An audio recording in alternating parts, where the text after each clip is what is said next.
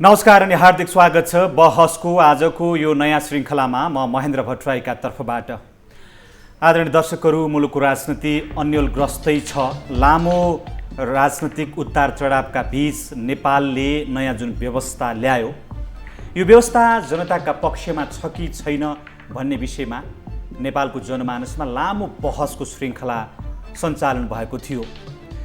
जब नेपाल सङ्घीय लोकतान्त्रिक गणतन्त्रमा प्रवेश गर्ने बिन्दुमा बहस हुँदै थियो, त्यो बेलामा खास गरी नेपालका एकजना वरिष्ठ राजनीतिज्ञ चित्रबहादुर केसीले यो सङ्घीयता मुलुकको हित अनुकूल छैन, यसले जनता र देशको पक्षमा कदापि यसले काम गर्न सक्ने छैन, यसले विखण्डन ल्याउनेछ भन्ने अभिव्यक्ति दिँदै आउनुभएको थियो। त्यो बेला चित्रबहादुर केसी लगभग एकजना मात्रै सुनिने रूपबाट यो सङ्घीयताको विरोध गरिराख्नु भएको थियो। समयक्रमले चित्रबहादुर केसीले भने जस्तै आज सङ्घीयताको अभ्यास भइरहेको छ, प्रदेश सरकारहरू चलिरहेका छन्, तर कसरी चलिरहेका छन्, तिनीहरूको हकीकत के भइरहेको छ, जनताका बिचमा छर्लङ्गै छ र तत्कालीन अवस्थामा ती वरिष्ठ राजनीतिज्ञ चित्रबहादुर केसीले उठाएको एजेन्डाको वरिपरि आज धेरै मानिसहरू आइपुग्न थालेका छन्। कङ्ग्रेसको एउटा हिस्सा त्यसको पक्षमा छैन, एमाले भित्र पनि सङ्घीयतालाई पुनर्विचार गर्नुपर्ने प्रस्तावहरू केन्द्रीय कमिटीमा लिखित रूपमा आएका छन्। अनि साना दल लगायत थुप्रै जनमानसले पनि यसका बारेमा बहसलाई सतहमा ल्याएको छ। र अहिले सङ्घीयता अन्तर्गत बनेका नयाँ सरकारहरू जुन छन्, प्रदेशका सरकारहरू, गण्डकी प्रदेशको अभिगत भर्खरै सरकार परिवर्तन भयो, नयाँ सरकार जुन बन्यो त्यसले 2 महिना बढी समय पछाडि बल्ल बल्ल मन्त्रीमण्डल विस्तार गर्ने अवसर पाएको छ। अब लुम्बिनीमा फेरि त्यो नयाँ प्रहसन देखिँदैछ र त्यसले विकासको कुरा गर्दा हामीले स्थानीय सरकारका प्रमुखहरूसँग पनि कुरा गरेका छौँ, त्यसले न तल सहकारी गर्यो न राष्ट्रलाई अरू कुनै योगदान दिन सकेको छ। यो खास गरी सङ्घीयताको आजको अवस्था र मुलुकको पछिल्लो समसामयिक राजनैतिक घटनाक्रमका बारेमा कुरा गर्नका लागि मैले तिनै वरिष्ठ राजनीतिज्ञ एवं राष्ट्रिय जनमोर्चाका अध्यक्ष चित्रबहादुर केसीलाई आज हाम्रो स्टुडियोमा आमन्त्रण गरेको छु। धेरै धेरै स्वागत छ यहाँलाई। धन्यवाद। लामो समय यहाँलाई काठमाडौँमा भेट्न पाइएन, भैरुवा गएर बस्नुभयो। हुन त नितान्त यहाँको व्यक्तिगत निर्णय थियो, सार्वजनिक व्यक्ति भएका कारणले यति लामो समयसम्म राष्ट्रिय राजनीतिको केन्द्रमा भएको मान्छे भैरुवा गएर बस्नुभयो, कारण के थियो? अब म भैरवा गएर बस्दाखेरिमा मान्छेले नाना थरीका अड्कलबाजी काटे होइन। हो, अब कसैले त भने पार्टीभित्र मतभेद भएका कारणले यो भैरवा गएर चाहिँ चुप लाएर बसेको छ पनि भने कसैले। अब कसैले के भने कसैले के भने, सत्य कुरा के हो भने यहाँ कोरोनाको महामारी भयो चैतदेखि होइन, अघिल्लो वर्षको चैतमा हो। अब जान चाहिँ अब 12-15 वर्षदेखि अब सुगरको बिरामी असाध्यै। अब कस्तो अप्ठ्यारो पऱ्यो भने त्यो सुगरलाई घुमडुल गर्नुपर्ने, घाम ताप्नुपर्ने, त्यहाँ घटेकुलामा लामो समयदेखि लिएको कोठा त थियो, मुक्तो राम्रो, घरबेटी पनि मन परेको थियो। अब जुन कोठा बसौँ त्यो कोठा घाम कथेरै नलाउने, कोरोनाका डरले तलतिर जान नपाइने त्यो बिरामीलाई नलाग्ने। एक दिन चाहिँ बिरामीलाई हेर्न आउनुपर्छ भनेर 4 बजे राति, सरकार त लकडाउन गरेको थियो, 4 बजे राति बिरामी त्यो चाहिँ सुगर भएको मान्छेलाई लिएर पुरानो र नयाँ बानेश्वरको बिचमा लाँदै थिएँ। पुलिसहरूले ठ्याक्कै भेटिहाले, होइन हजुर तपाईँ जस्तो पाएको मान्छे यस्तो राति किन हिँड्नुभयो भने यो बिरामीलाई यसो हिँडाल्छु भनेर हिँडेको भने मैले त्यही कुरा गरेँ। जे हो त्यही भन्नुभयो। त्यही भने मैले, किन ढाँटु र हामीले यहाँ छोडौँ भने पनि अफिसरहरू अगाडि छन्, हामीले मार खान्छौँ, हजुर त फर्किदिनुपर्छ, यो त राज्यको नियम हो भने हो, राज्यको नियम, म मिचेर हिँडेको गल्ती भयो म भने फर्किहालेँ। त्यसपछि त घुम्न डुल्न जाने कुरै भएन, घाम ताप्ने ठाउँ पनि गाह्रो। त्यसो भएर जान चाहिँ धेरै चाहिँ कमजोर हुँदै गइसकेपछि मैले त्यो जानका पिरले पनि अब मैले उसलाई लिएर भैरवा गएँ। अब भैरवा गइसकेपछि उहीँ पनि चाहिँ छ कोरोना जताततै। त्यसो भएर उहाँ गएपछि कमसेकम छोरीको घरमा लखनचोक भैरवा। अब घाम ताप्ने ठाउँ पनि भयो, अलिकति मान्छे चाहिँ सुतेका बेला यसो घुमफिर गर्न नि भयो, खानपिन पनि अलि व्यवस्था भयो सबै होइन। त्यही कारणले म गएँ। अब एउटा कुरो त कोरोनाको कारणले मुलुकमै लकडाउन छ होइन। अब त्यो लकडाउनको कारणले म त्यहाँभित्र बसे पनि अब पार्टीबाट म अलग भएर गएको नि होइन। त्यो नेटबाट पार्टीका आन्तरिक बैठकहरू प्रशिक्षणहरू त्यो चाहिँ लगातार चलिरह्यो। पार्टीको सबभन्दा बढी काम चाहिँ त्यहीँ बसेर भयो। सँगसँगै तपाईँसँग बिचमा पनि टेलिफोनमा संवाद गर्दाखेरि अहिले यो घाम ताप्न नमिल्ने लगायत जुन कोरोनाको महामारीको जुन कारण देखाउनु भयो, काठमाडौँमा बस्न पनि अलिकति सकस भयो भन्ने तपाईँले सुनाउनु भएको थियो। यो त अब भौतिक रूपमा बस्ने कुरा भयो, अर्को खर्च पानी यताउता दौडधुपका कारणले पनि अलिकति सकस हुन थाल्यो भनेर तपाईँले सुनाउनु भएको थियो कि यो पनि सत्य कुरा हो? सकस त काठमाडौँको चाहिँ महँगी त्यो लकडाउनको बेलामा कति महँगी थियो भन्नु त। अब सबैले नेपाली सबैले भोगेको कुरा हो, त्यसको शिकार त म पनि भएँ। अब जानलाई कोरोना डर छ, सुगरको बिरामी, अब सबै जानले किनमेल गर्ने मैले चोकमा आएर मैलाई थाहा हुँदैन थियो हेर्नुहोस्। अब मैले जानलाई तलतिर उर्ल नदिएर म आफै किनमेल गर्न आएँ। अब कति महँगो त्यो लकडाउनको बेलामा भने अब कोठा सामान लिएर गएपछि परिवारले यो फर्सिया मण्डललाई कति पऱ्यो, यो प्याजलाई कति पऱ्यो, यो आलुलाई कति पऱ्यो, उसले अब एक एक हिसाब लिने मसित अनि टोकाटोक हुने। अब मैले ल्याउनु पाएँ मिलाएर ल्याउँथेँ। तपाईँले जति भन्यो त्यति महँगो हाल्नुभयो क्या? होइन, तपाईँले चाहिँ सक्नुहुन्न। तपाईँ चाहिँ त्यहाँ तरकारी पसलमा फलफुल पसलमा अगाडि गएपछि उनीहरूले नमस्ते गर्छन्। अब तपाईँले बार्गेनिङ गर्न तपाईँलाई आउन्न, तपाईँलाई ठग्छन् भनेर जानसित कचकच ल्याउनु। अब उसलाई छोडिदिन्, मैले भए मिलाएर ल्याउँथेँ। अब त्यो समस्या हो नि, उनीहरूलाई त किनमेल गर्ने बानी परेको, बार्गेनिङ नि गर्छन् उनीहरूले। यति यहाँ दिने भए दिए, नत्र म पल्लो दोकान जान्छौँ पनि भन्छन्। अब मलाई त त्यो अप्ठ्यारो पऱ्यो हेर्नुहोस्।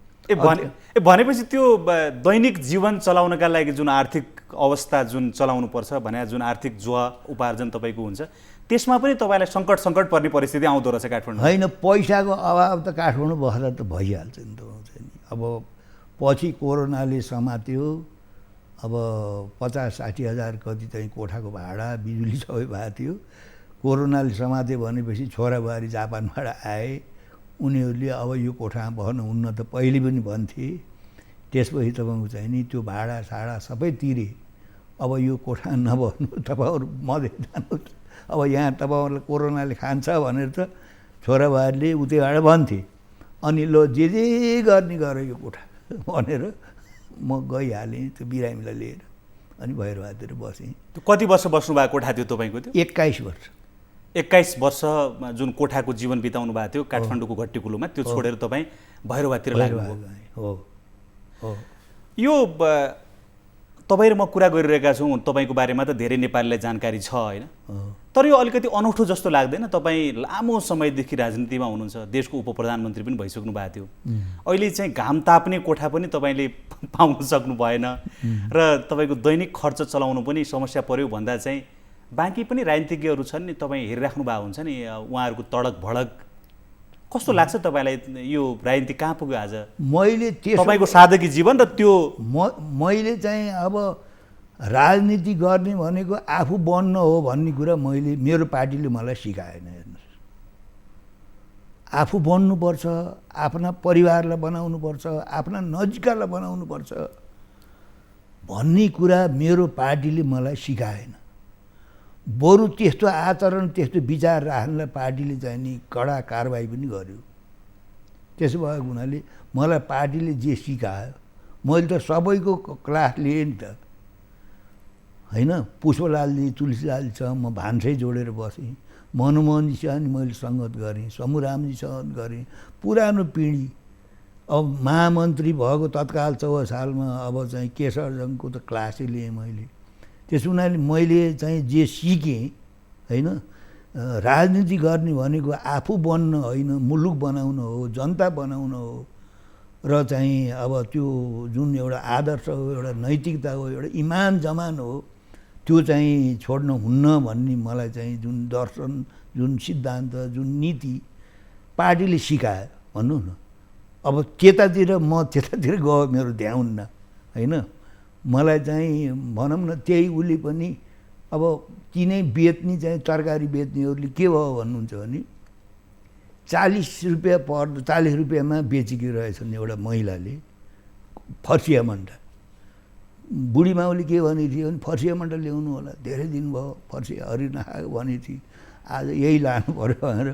कति हो बहिनी फर्सिया मन्डा भने 40 हो दाजु, बुवा महँगिया छ भनिन् उनले। मैले भने यो त धेरै भयो, महँगो भएन र। अब यो 25 रुपियाँ पर्ने मन्टालाई तपाईँले 40 भन्ने भए छलफल हो, किन यस्तो महँगाउनु भएको छ भनेपछि उनले के भनिन् भने मलाई त दुःख परेर होला नि बुवा, यस्तो चाहिँ बाटामा बसिछु, अब धुलो मुखा पर्छ यहाँ गाडी हिँड्दाखेरि, यति 2-4 कविलिया मन्टा लिएर यहाँ बस्दाखेरि मलाई त सन्चो छ र। अब यो छोरीले दुःख पाइछ भनेर तपाईँले चाहिँ नि 40मा लैदिएपछि त मेरा छोरछोरी पालुला नि, तपाईँले बार्गेनिङ गरेपछि मैले क्यारी ठान्छु र भनिन् उनले। मलाई झन् चित्त दुख्यो हेर्नु। तपाईँले 40 हालेर हिँड्नुभयो? होइन, मैले ल हो त 40मै लान्छु, म पनि त यो धुलामा बसेकी छु, म सुखले बसेकी छु र बुवा, छोरीले चाहिँ छोराछोरी पालोस्, मैले 2 पैसा दिएर भन्ने बुवाले नि भन्नु पऱ्यो भनेपछि त मलाई झन् लाज लाग्यो हेर्नुहोस्। अनि ल भइगयो 2टा मन्डल, मैले 40 लिन्न बुवालाई भयो 35 लिन्छु। घर गएर देखाएँ बुढीलाई, कति हालिस् भने मैले उसलाई त भन्नु पऱ्यो 40 भन्थ्यो, अलि छलफल भएर 35-35मा बार्गेनिङ गरेर ल्याएँ भनेपछि कहाँ पर्छ यसलाई भन्छ उनीहरू फेरि हेर्नु पतिदेखि त पर्दै पर्छ। अब होइन, यो विषय के भने मैले यो विषय किन उठान गर्न खोजेको भने तपाईँ जुन जनताको लागि भनेर राजनीतिमा लड्नुभयो, अब सिङ्गो जीवन तपाईँले बिताउनु भयो होइन। तपाईँका थुप्रै सहयात्री सहपाठीहरूले पनि आफ्नो जीवन बिताए, तर जनताको जीवन जहाँको त्यहीँ छ। अनि तपाईँ अब पातलो रूपबाट केही मानिसहरू, अब तपाईँ चाहिँ जनताले चिन्ने बुझ्ने रूपबाट हुनुहुन्छ र केही अरू पनि मानिसहरू होलान् जसले चाहिँ सादगी जीवन र जनताको लागि भनेर लागिराखेका छन्। तर बहुसङ्ख्यक राजनीतिज्ञ र राजनीति त अर्कै बाटोतर्फ लाग्यो नि, तपाईँले हेरिराख्नु भएको छ नि। तपाईँले लिएको बाटो र जनताको जीवन जुन सुध्रिएको छैन जहाँको त्यहीँ छ, आज जीवनको लगभग उत्तरार्धतर्फ आइसक्नु भएको छ। कस्तो लागिरहेछ तपाईँलाई? किन के गरेँ मैले, कहाँ पुग्यो राजनीति भन्ने तपाईँलाई लाग्दैन? होइन, अरूले तपाईँ चाहिँ नि अब सिद्धान्तबाट च्युत भएर, राजनीतिबाट च्युत भएर, राष्ट्र र जनताप्रतिको जिम्मेवारीलाई बिर्सेर आफूलाई केन्द्रमा राखेर काम गरे, त्यस हुनाले मैले त्यस्तै गर्न पाइनँ भन्ने मलाई पछुत छैन। त्यो उनीहरूले गल्ती गरे। राजनीति त व्यापार होइन नि, कसले कर लाग्छ। तर बहुसङ्ख्यकलाई सुधार्न सकिन भन्नेमा त काहीँ न काहीँ तपाईँलाई पनि रिग्रेसन होला नि, एउटा अगुवा नेतृत्वकर्ता तपाईँ चाहिँ त्यो त्यस खालको जो प्रवृत्ति हो, आफूलाई केन्द्रमा राखेर मै खाऊँ मै लाऊँ अरू सब मरुन् दुर्बलहरू भन्ने छ नि लेखनाथको होइन। अब त्यो जुन प्रवृत्ति छ त्यो प्रवृत्तिमाथि चाहिँ अब काबु ल्याउन सकिएन, त्यसलाई नियन्त्रण गर्न सकिएन भन्ने पिरल त छ नि होइन। त्यसो भएको हुनाले अब हाम्रो जस्तो यस्तो कमजोर देशमा समाजै कस्तो छ भन्नु त, कुन छोरो मन पार्छन् घर आजान परिवारले, जसले पैसा कमाए हो ल हेर्नुहोस्। अब चाहिँ घर घरै छ त त्यस्तो। त्यो छोराले चाहिँ नगर्ने गरेर पैसा कमाउँछ भने त्यो छोरो प्यारो हुन्छ। जुन छोरो निष्ठावान छ, आदर्शवान छ, राम्रो छ, त्यसलाई त्यतिका माया गर्दैन मान्छे। तपाईँको परिवारमा पनि तपाईँले एकदम निष्ठावान भएको भएर, आदर्शवादी भएको भएर, परिवार भन्नाले जस्तो आमा त भइहाल्नुभयो, त्यसबाहेक तपाईँको चाहिँ के भने छोरा बुहारी अरू तपाईँको पनि आफ्नो परिवार होला, कहिले काहीँ भनेन तपाईँलाई? प्रश्न गरेन नि तपाईँलाई? भन्ने बेला त भने होला नि त, छैन। हाम्रो परिवार त यही समाजको उपज हो। तर तपाईँले त्यतातिर लाग्न होइन, त्यो भनाइबाट म चाहिँ तर्सिनँ हेर्नुहोस्। म त्यो भनाइबाट मैले मतलबै राखिनँ, वास्तै गरिनँ तपाईँ चाहिँ नि। त्यसो भएको हुनाले अहिले घर घरमै जानु हुन नेपाली समाजमा के छ, जसरी हुन्छ कमाउनुपर्छ, त्यही छोरो मनपर्छ जसले सम्पत्ति कमाउँछ।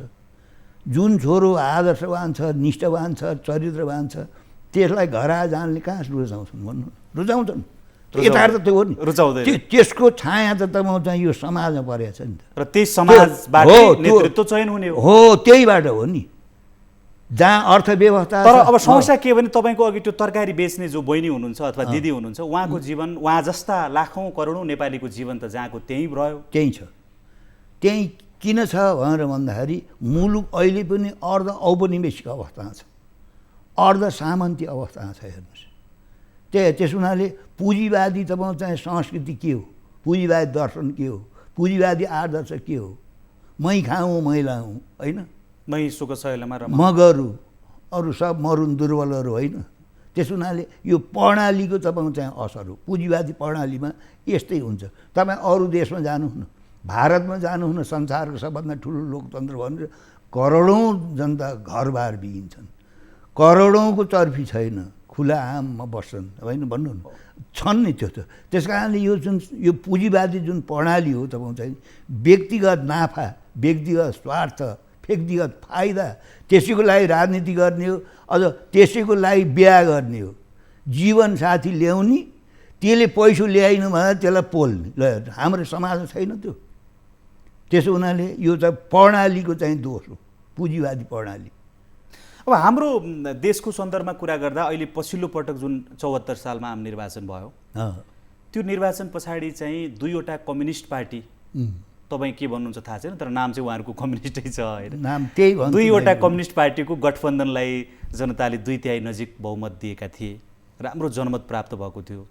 अब गणतान्त्रिक व्यवस्थामा त्यो सरकार प्रमुख जो हुन्थ्यो उनै एउटा एक्जिक्युटिभ होल्ड हुन सक्थ्यो, किनभने त्यसभन्दा माथि नियन्त्रण गर्ने पहिलेको जस्तो राजतन्त्रात्मक व्यवस्था थिएन। त त्यत्रो जनमतको गठबन्धनले पाएको जनमत जुन छ, त्यस्तो बेला अब चाहिँ जनताले साँच्चीकै एउटा नयाँ परिवेश पाउँछन्, यो चाहिँ टर्निङ पोइन्ट हो नेपाली जनताको भनेर सोचेका थिए। 3.5 वर्ष करिब केपी ओली प्रधानमन्त्री बन्नुभयो। अब अहिले त तपाईँको चाहिँ खास के भयो जस्तो लाग्छ, उहाँले के गर्नुभयो, त्यो बहुमतलाई किन तपाईँको चाहिँ के भने सहजतामा बदल्न सक्नु भएन होइन, उहाँ फिर्ता हुनुपर्ने कारण कसरी आइलाग्यो, के भयो, के देख्नु, उपलब्धि के हो त्यो सरकारको समीक्षा गर्दा? होइन, मैले आफैले नेपाली कहाँसँग कुरा भएको थियो भने त पहिले त शेरबहादुर प्रधानमन्त्री हुनुहुन्थ्यो, उहाँहरूले बालोटारमा बोलाएर यो वाम मोर्चा जित नलाउनु दाइ, काङ्ग्रेसका मतले जहाँ जित्ने तपाईँले त्यहाँ हामीले छोड्छौँ, त्यता नलाग्नु भन्नुभएको थियो शेरबहादुरले। अब मैले हिजो पनि त्यही गफ गरेँ फाल्टु टाइममा होइन। अब हाम्रो कमसेकम तपाईँको चाहिँ नि अब वाम मोर्चासित जानुपर्छ, वाम मोर्चासित सहकारी गर्नुपर्छ। अब वाम मोर्चाले जब चाहिँ गणतन्त्र ल्याउने बेलामा, संविधान निर्माण गर्ने बेलामा, कतिपय बेला राष्ट्रियताको कुराहरूमा पनि त्यस्तो छ होइन। जे भए पनि चाहिँ अब वाम मोर्चासँग जानुपर्छ भन्ने पार्टीको निर्णय हो। अब त्यता लागियो, नेपाली जनतालाई पनि ठुलो आशा भरोसा थियो, तर त्यो नेपाली जनताको विश्वास, नेपाली जनताको आशा भरोसा उहाँले तपाईँ चाहिँ खत्तम पारिदिनु भयो। हेर्नुहोस्, हामीले त राम्रै गर्नु होला भनेर नि संविधानमा छ तपाईँ चाहिँ समाजवाद उन्मुख, न त तपाईँ चाहिँ नि अब कृषि क्रान्ति भयो, कृषिमा केही सुधार भयो, न भूमिहीन किसानको लागि 1 इन्च जग्गाको व्यवस्था भयो, न जनताको स्वास्थ्यको चाहिँ बन्दोबस्त भयो, न रोजगारीको बन्दोबस्त भयो। हेर्नुहोस् त, अझ यो कोरोनाका टाइममा नेपाली जनताले चाहिँ कोरोनाबाट मान्छे छटपटाइरहेका छन्, मरिरहेका छन्, कुनै राहत पाएन। राहत भन्दा नि तपाईँको चाहिँ उहाँलाई प्रधानमन्त्री चुनाव भएको संसद भत्काउने। ल हेर्नुहोस् है, संसद एकपालि भत्काएर भएन, दुवैचोटि संसद भत्काउनु भयो, आफ्नै पार्टी भत्काउनु भयो। ल हेर्नुहोस्, अरूको पार्टी फोर्नलाई अध्यादेश ल्याउने संसद भत्काएर।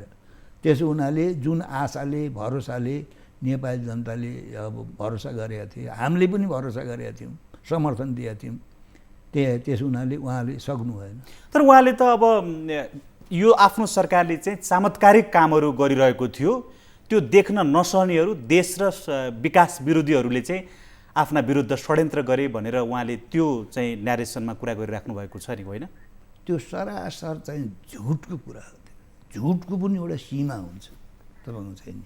उहाँले सुरुमा गरेका कुरा के हो त, लालीपप चाहिँ नचाहिने कुराहरू, जसले तपाईँको चाहिँ एउटा महँगीसम्म नियन्त्रण गर्न सकेन, जसले सुशासन दिनै सकेन, जसले आफ्नो पार्टी समेत सम्हाल्न सकेन, टुक्रा टुक्रा भयो, संविधान टुक्रा गरेर भएन, संसद खतम, पार्टी नै ध्वस्त। त्यस हुनाले चाहिँ आफ्नो कुर्सीको लागि आफ्नो सामान्य चाहिँ बुर्जुवाहरूले पनि, प्रतिक्रियावादीहरूले पनि आफूले गरेको कामको तपाईँ चाहिँ अदालतले मूल्याङ्कन गरेर चाहिँ बदर गरिदियो भने राजीनामा दिएको उदाहरण छैन संसारभरि? ल भन्नुहोस्। छ नि, छ त, उदाहरण भन्नु न। अब रेल पल्टन छ कतिपय देशमा, आफूले व्यवस्था गर्न नसकेका कारणले यसको नैतिक जिम्मेवारी मलाई लिनुपर्छ। नेपालमै पनि बुर्जुवाकालीन अवस्थामा तपाईँको रङ्गशाला भत्क्या भनेर तत्कालीन मन्त्रीले राजीनामा दिए। सिकन्दरबाद डडेवाला कृष्णजी विष्टले राजीनामा फाले। त्यति बुर्जुवा भनेको त्यति जति पनि नैतिकता, इमान्दारी, जवाफदेही त भएन, उहाँहरूले देखाउनु भएन। एकचोटि संसद भत्काएको कुरालाई अब देशभरिबाट त्यत्रो विरोध भयो, सारा भयो, अदालतमा मुद्दा पर्यो, अदालत बेठिक भयो। यो अहिले चाहिँ नेपाली जनतालाई चुनावमा लाने होइन, नेपाली जनतालाई यो कोरोनाको औषधि लाऊ भनेर चाहिँ भनिरहेको छौँ हामीले। त्यो मतलबै नगरेर अहिले गए वैशाखमा चुनाव भएको भए कतिजनालाई कोरोनाले हुन्थ्यो, कति अरब रुपियाँ राष्ट्रको स्वाहा हुन्थ्यो भन्नु त। अब के जानिने र चिन्नै नसकिने जन्तु मान्छे हो हेर्नुहोस् यो पृथ्वीमा। तपाईँले अब केही गोरु देख्नुभयो अथवा कुकुर भेट्नुभयो भने पहिल्यै भेटमा चिन्जान हुन्छ उसित, ऊ टोक्ने हो कि हान्ने हो कि उसले चड्काउँछ सिङ। तर मान्छे नै यस्तो जन्तु हो यो पृथ्वीमा जसलाई चिन्न सकिन्न व्यवहारमा नपरिकन। हेर्नुहोस् परियो त, देखियो त। फेरि आउँछु म तपाईँसँग। चित्रबहादुर केसी वरिष्ठ राजनीतिज्ञ, राष्ट्रिय जनमोर्चाका अध्यक्ष आजको कार्यक्रममा हुनुहुन्छ। एउटा छोटो ब्रेक लिन्छु, त्यस पछाडि उहाँसँगको संवादलाई निरन्तरता दिनेछु। लाइफबोय हात धुने समयका साथमा लाइफबोय।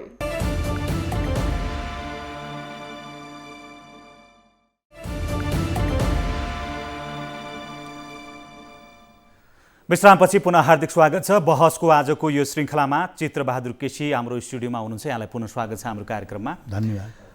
हामी कुराकानी गरिरहेका छौँ कि स्थिरता विकासको जुन जनअपेक्षा छ त्यो लामो समयदेखि पुरा हुन सकेन। यो गएको सरकार जो केपी ओलीको नेतृत्वमा थियो त्यो सरकार एउटा मजबुत सरकार थियो, त्यसले चाहिँ जनताका अपेक्षा पुरा गरेर देशलाई एउटा नयाँ गन्तव्यतर्फ लैजाला भन्ने अपेक्षा थियो, त्यो भएन भनेर तपाईँले भन्नुभयो।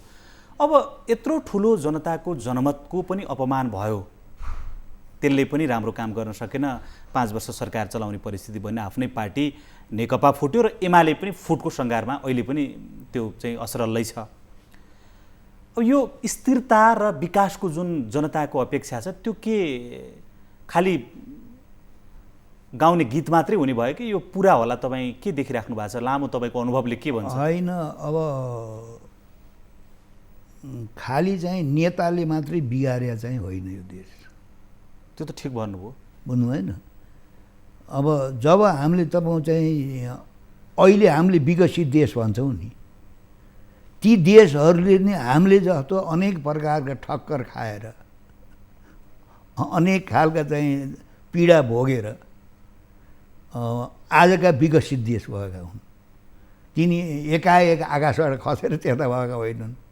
त्यसो हुनाले सबभन्दा मुलुकमा तपाईँको चाहिँ नि अब एउटा परिवर्तन आउने भनेको त त्यो देशका जनताको सांस्कृतिक स्तर, राजनीतिक स्तर, त्यो चेतनाको स्तर के ठिक हो, के बेठिक हो, को सही हो, को बेसही हो भन्ने कुरा जब हामीले ती जनतामा त्यस खालको जागरण ल्याउन सक्दैनौँ, पहिलेभन्दा त धेरै आइसकेको छ।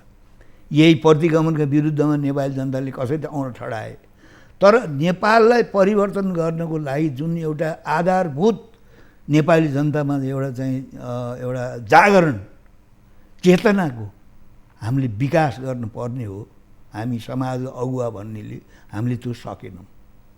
त्यसो हुनाले अब जुन जोगी आए पनि कानै चिरीको भनिरहेको नि जनताले। हेर्नुहोस्, अब जनताले पनि तपाईँको चाहिँ नि एकचोटि उनलाई चाहिँ स्याहारेर पठाएर ठाउँमा पठाएपछि उसले तपाईँको चाहिँ नि अब झुटा आश्वासन ल्याएर बाँड्यो भने हामी चाहिँ नि लत्रा लुत्रुकै पर्छौँ। फेरि उसलाई यिनीहरू किन ढुक्क हुन्छन् भनेर भन्दाखेरि त एकचोटि मेरो कुरा भएको थियो, सत्ताधारी कुनै पार्टीको नाम नलिउँ, दाइ कता हुनुहुन्छ भने मलाई फोनमा, म त यता जिल्लातिर छु।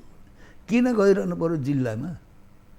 यहाँ पैसा कमाउने हो, चुनाव बेलामा पैसा पठाउने हो, किन दुःख पाइरहने डाँडा काँडा दाइ भन्थे सत्तामा बस्नेहरूले। त्यसो भएको हुनाले उनीहरू मात्रैलाई दोष दिएर हुँदैन। जो यहाँका अहिलेका समाजका अगुवा हुन्, प्रशासनमा बस्ने मान्छे हुन्, उनीहरूलाई बारम्बार हामीले त म सिफारिस गर्छौँ नि, समर्थन गर्छौँ गलत काम गर्नुको लागि। त्यसो हुनाले जबसम्म त्यो देशका जनताको अहिले जुन यहाँ भइरहेको छ, शासकहरू पटक पटक गरिरहेका छन्, त्यस्तै कुरा आज विकसित देशका मान्छेले गर्न सक्छन्।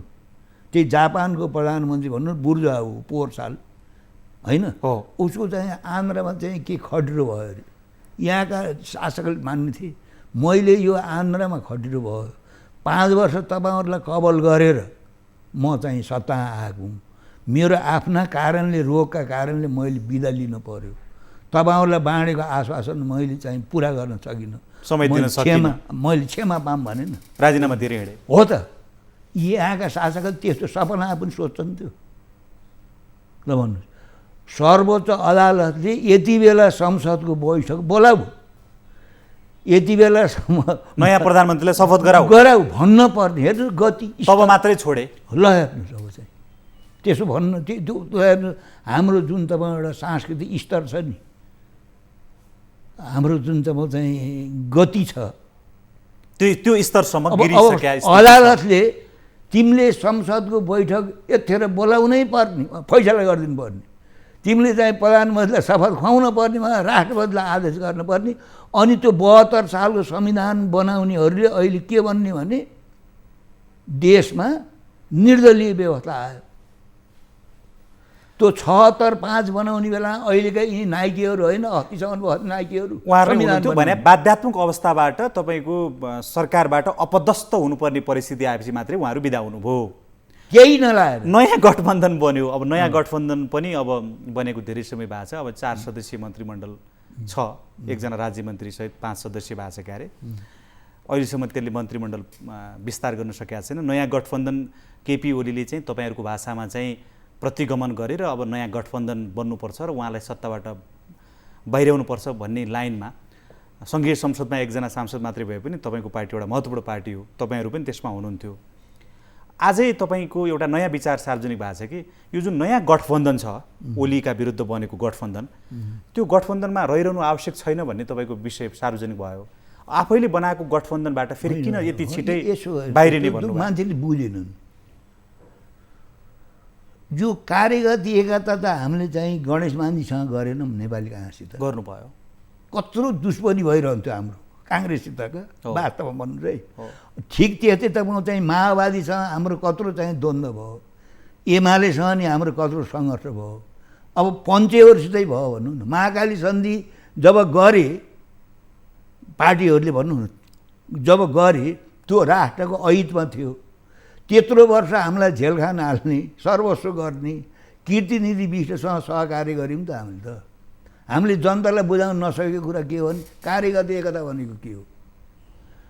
त्यो जो मान्छे चाहिँ ओलीको चाहिँ प्रतिगमनका विरुद्धमा खडा भए, तयार भए, उनीहरूसँग गरेको कार्यगत एकता हो नि यो त। उनीहरूसँग कार्यगत एकता गरेर सरकारमा सत्तामा गएर दाइँ आलमलाई उहाँको राष्ट्रिय जनमोर्चाले त्यो गरे होइन। हेर्नुहोस्, गिरिजा बाबुको विरुद्धमा हामीले चाहिँ वाम आन्दोलन त चाहिँ कहिले 2 वर्ष, कहिले 1.5 वर्ष लगातार विरोध भयो। जब तपाईँ ज्ञानेन्द्रले प्रतिगमन चाहिँ गरिसक्यो, फेरि उहाँसँग सहकार्य भयो। सहकार्य भयो त। एउटै मञ्चबाट महिनौँ दिनसम्म गिरिजा बाबुसँग मै हिँडेँ भाषण गर्ने। त्यसो हुनाले राजनीतिमा सङ्घर्ष नि हुन्छ, एकता नि हुन्छ। हेर्नुहोस्, अहिलेको अब यो शेरबहादुर देउवाले नेतृत्व गरेको गठबन्धन जुन छ, त्यो गठबन्धनसँग तपाईँहरूको अब अहिले कार्यगत एकता कायमै छ अथवा सङ्घर्ष सुरु हुन लाग्यो? होइन, प्रतिगमनलाई ढाल्ने बेलासम्म त हाम्रो एकता त भइरहेको त। जब प्रतिगमनलाई ढालियो होइन, अब उहाँहरूको चाहिँ नि हिजो बिहान पनि कुरा भएको थियो। जब अब हामीले त पहिले नै यो चाहिँ हामीले त अझ तपाईँलाई थाहा पाइराख्नुहोस्, पुस 5 गते जब ओलीले चाहिँ संसद विघटन गरेपछि त्यति बेलै त्यही दिन हामीले चाहिँ समर्थन फिर्ता ल्यायौँ। अनि त्यो ओलीको त्यो प्रतिगमनको विरुद्धमा सहमत हुने अरू यी 4 दललाई हामी चाहिँ केन्द्रीय रूपमा सहकारी गरौँ है, कार्यगत एकता गरौँ, यो भनेर प्रस्ताव गरिहाल्नु भयो। गरिहाल्यौँ, टेडेनन्। स्थानीय रूपमा गऱ्यौँ हामीले। त्यो पछिल्लो पटक पनि तपाईँ चाहिँ जब संसद चाहिँ भत्काए त्यसपछि मैले हिजो बिहान नि भने मैले उहाँहरूसित तपाईँहरूलाई त 77 साल फागुन 5 गते नै राष्ट्रिय जनमोर्चाले अनुरोध केन्द्रीय रूपमा जाम, यो प्रतिगमन यहीँ मात्रै टुङ्गिन्न, यसले अघि जान्छ, यसले जे पनि गर्छ, यो त मताहाती जस्तो भइसक्यो हामीले भन्दा तपाईँहरूले सुन्नु भएन। पछि तपाईँको हो ढिलो भए पनि आउनुभयो, तपाईँहरूसँग चाहिँ हाम्रो सहकार्य भयो, प्रतिगमनले चाहिँ नि घुँडा टेक्यो होइन। कमसेकम अब यसको बढी श्रेय त अझ माधवजीले जान्छ। हेर्नुहोस्, सबै चाहिँ उ गरेर होइन, सबैलाई छोडेर पनि तपाईँ आफ्नै पार्टीको विरुद्धमा झन्डा उठाउनु त गाह्रो कुरा हो नि त। उहाँले उठाउनु भयो, त्यो चाहिँ उहाँलाई हामी सबैले धन्यवाद दिइरहेछौँ अहिले।